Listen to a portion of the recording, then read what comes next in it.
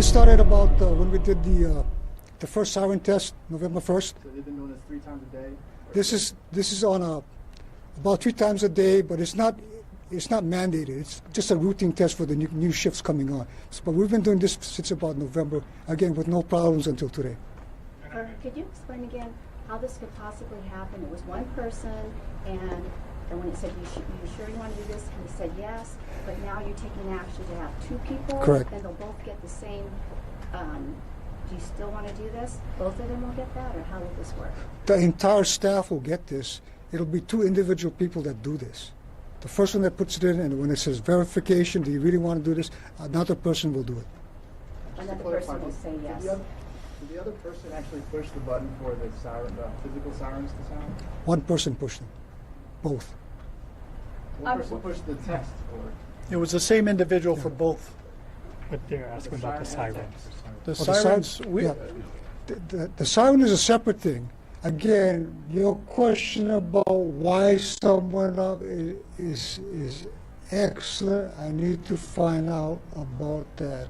But as I understand, there was about 1 or 2, not the entire state. So I have to follow up on that. but it was not initiated up here in this office, so we Okay, don't. so I'm sorry, we do really want to make sure that we clarify this. So we've gotten multiple reports, including video that was sent into Hawaii News Now of sirens. Sirens going off? Yes. Yeah. Most of them were in proximity of military bases. Right. We were later told that there is a chance that the military may have manually triggered their own sirens. Is that? No, so we, if you have information about where locations where sirens went off, we definitely would welcome that information. We will be going through. The sirens should not have gone off. It was not part of this test. The fact that some sirens were triggered is information to us, and we definitely want to know which sirens were triggered so we can follow up about why that occurred. And again, That's to good. clarify, it's a completely different individual who would have been responsible for issuing the sign alert than the individual who pushes or clicks the mouse button to issue out the mass text message. That's correct. Will anybody be retrained? Everybody retrained on that? Everybody will go through this training. You mentioned the 3 minutes in between going out and the cancellation. Why does it take 3 minutes for you guys to get the alert and to cancel the text?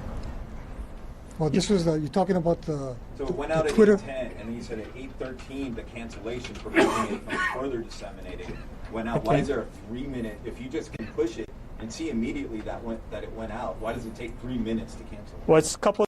Look at the timeline. We consolidated information from different individuals. So if you look at the timeline, the 3-minute difference obviously is I got notification. General Logan got notification. So obviously he's using his resources to confirm, just as I am doing what I can do to confirm. The people in the alert center here don't have that information. So certainly they were not aware immediately that they had issued an error, right? So they're sitting in the access point, and then the phone goes off, and they are starting to try and understand. So they definitely was a period of time that they were not aware that they issued an error, and it took them a couple minutes to verify that. General Logan, when he got the alert, called PACOM because he understands what the explicit process is to verify whether there was in fact a launch or not. And obviously he went through his protocol and confirmed that there was no launch. And then he responded to the people that he called me, he called others to inform them that yes, in fact, the alert was an error. And we began the process to inform the public. So your own employee didn't realize that they had triggered this mistake until they received the mass communication on their mobile device? No. Primarily, yes. Did you ask him why he said, yes, I really want to do this? No.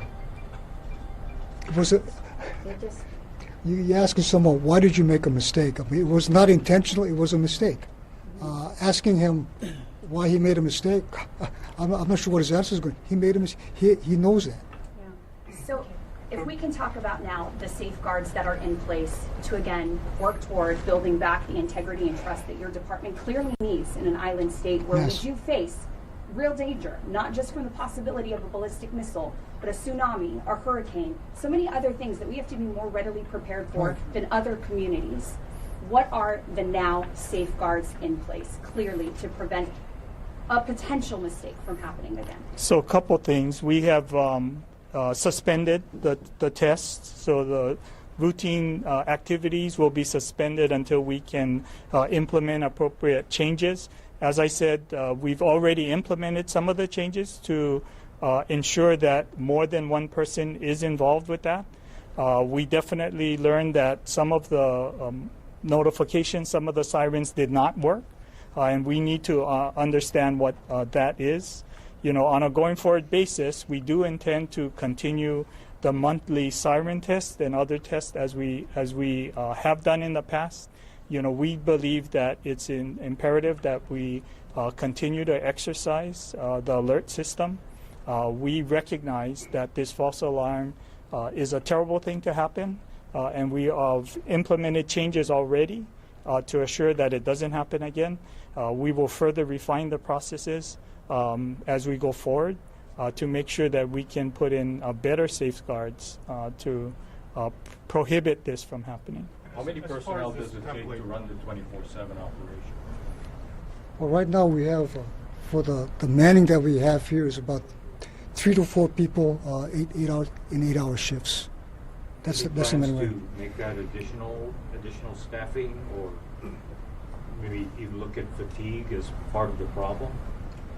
Not at this time. 3 to 4 personnel is pretty substantial for us. Is there a plan to put more messaging than just shelter in place? In that initial warning message, a lot of people have said that there was a lack of information in that initial message. And for those who may not have heard the other information or been to public hearing, is there a way to include more information in that initial message that goes out? Well, we'll take a look at that. But again, there's a limit on the number of spaces that we can put in that message. And that what we've done over the past months is to coordinate that message with Pacific Command as far as what data that we can put in from them and as what guidance we can put out. Again, it's getting ahead of it. If you're going to rely on guidance on that one message, that's not enough. You have to get ahead of it and go to our website and see what our guidance is in the past, because that gives you a pretty good idea of what to do and what. So there are people that travel here and will not get those briefings and not know to be aware of that kind of knowledge. Is there any plan to make them aware of that possibility? Yes, we're working. You know, when we say protect, it's the public and the visitors. But you know, George is here. We work with Hawaii Tourism Agency and work to get this message out to the visitors also. We did. As soon as we got the messaging, we reached out to all the stakeholders, spoke to them very early. Mr. Gibson from the Hilton Hawaiian Village, for example, called him very early, and they already had a action plan in place, and they notified all of the visitors. All the hotels did that.